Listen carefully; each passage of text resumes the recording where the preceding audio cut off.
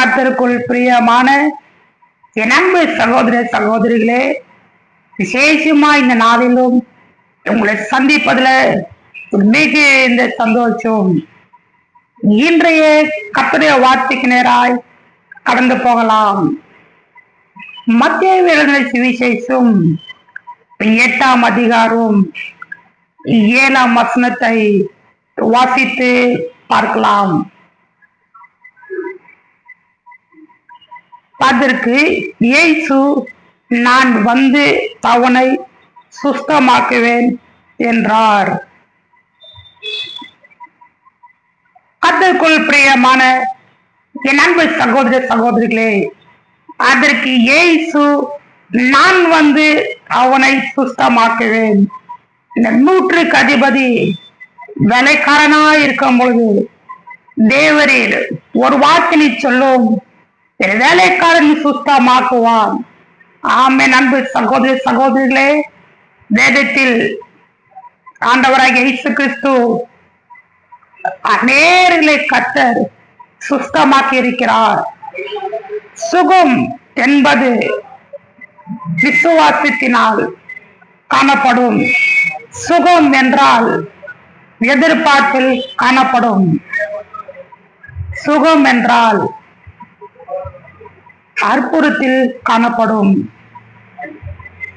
என் அன்பு சகோதர சகோதரிகளே, ஒருவேளை உங்க வாழ்க்கையில் ஒருவேளை ஹாஸ்பிட்டல் இருக்கிறீங்களா,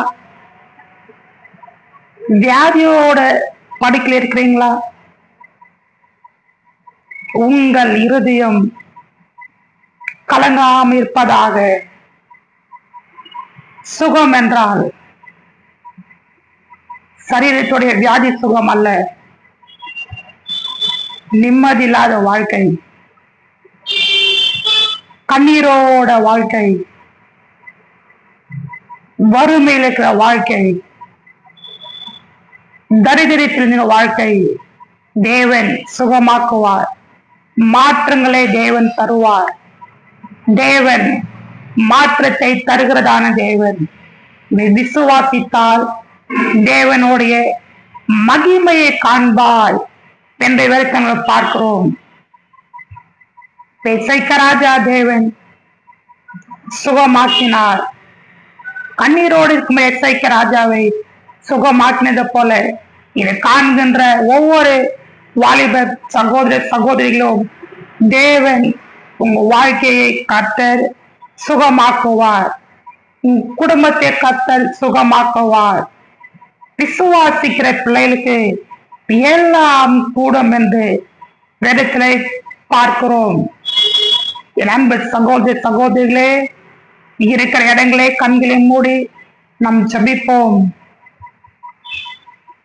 அன்பும் இருக்கும் நிறைந்த நல்ல ஆண்டவரே, இந்த நாட்களில் காண்கின்ற ஒவ்வொரு பிள்ளைக்காக ஜெபிக்கிறோம்.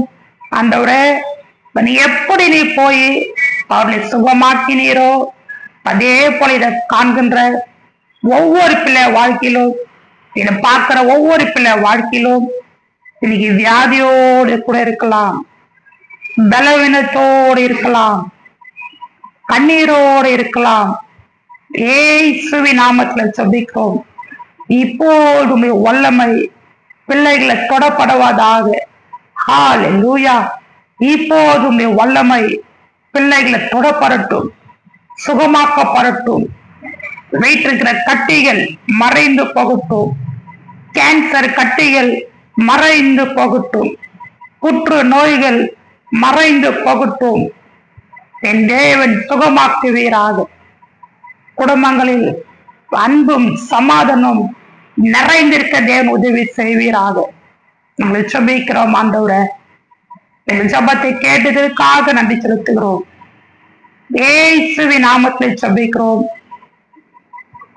என் ஜீவனுள்ள நல்ல பிதாவே. ஆமென். ஆமென்.